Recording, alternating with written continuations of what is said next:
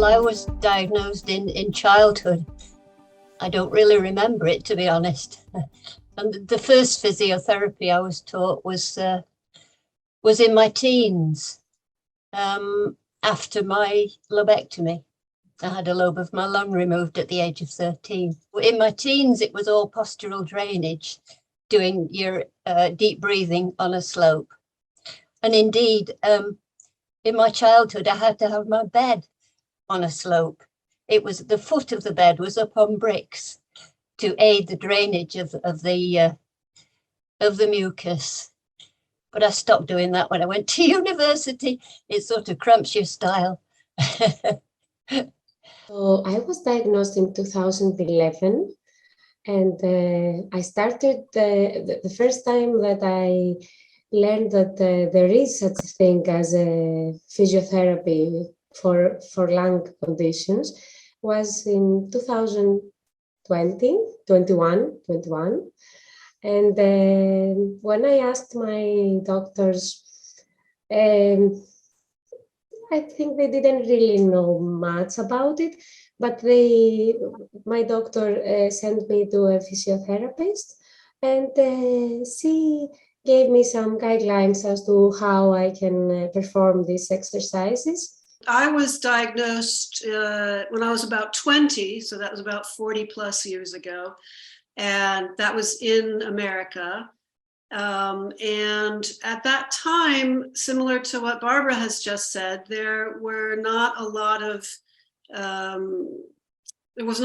of emphasis placed on what you can do for a daily routine. It wasn't until I came to Europe in about 10 years ago and started seeing local doctors with more modern techniques that I was given instruction on how to do other sorts of breathing techniques. I met with a respiratory therapist for quite some time who devised exercises specific to my areas that need attention, and also was very strong in recommending that I do a wide variety of activities and therapies and medications on a regular basis to prevent the exacerbations rather than just responding to when an exacerbation comes about.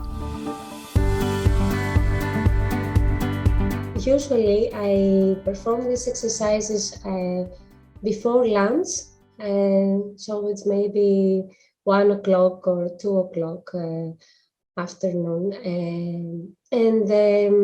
but this is what I try to do. I have to admit I don't do it every day. Sometimes I might be too tired to even start them. So I try to do some exercises. In the past, I had dance lessons, which I adored, but really exercising, at some point I understood that I had to do something. Well, my daily routine is to do my exercises straight away as soon as I get up, because I know if I will leave it to later in the day, I won't do it. Other things crowd in and I can't be bothered and I'm too tired. So I have to do it absolutely first thing, before I shower, before I get dressed, before anything.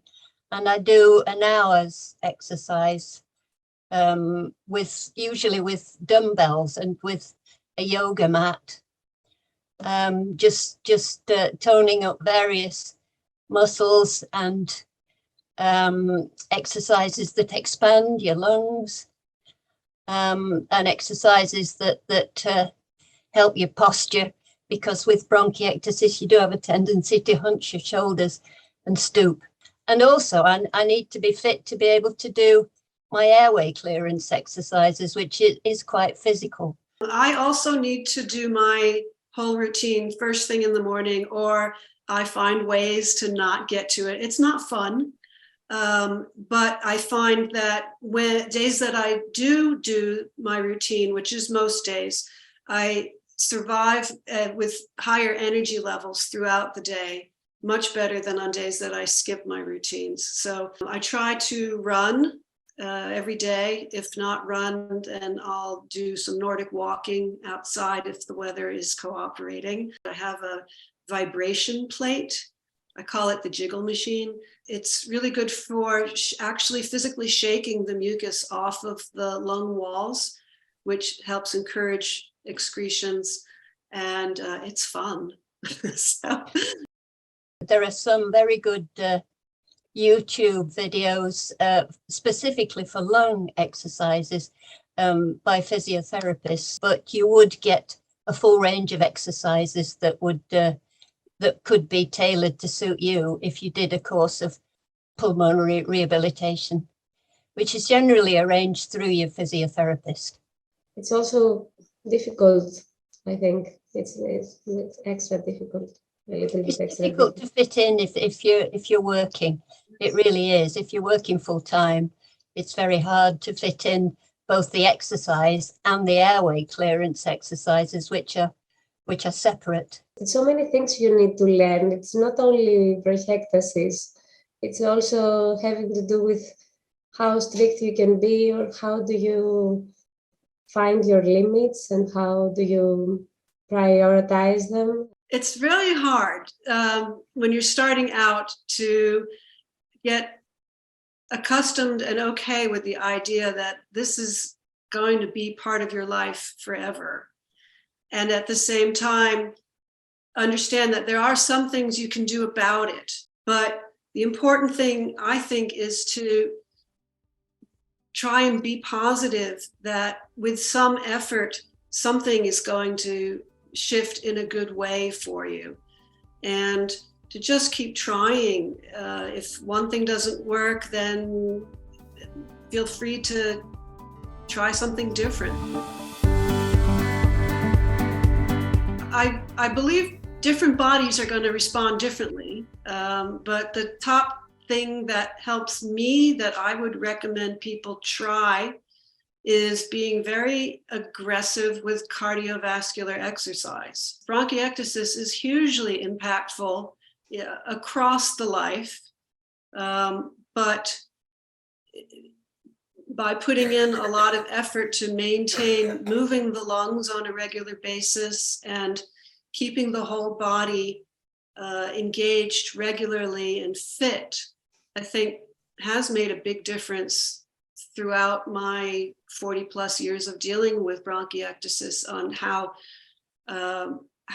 well I cough, how effective I am on clearing out mucus. I would prioritize airway clearance every time for people with bronchiectasis.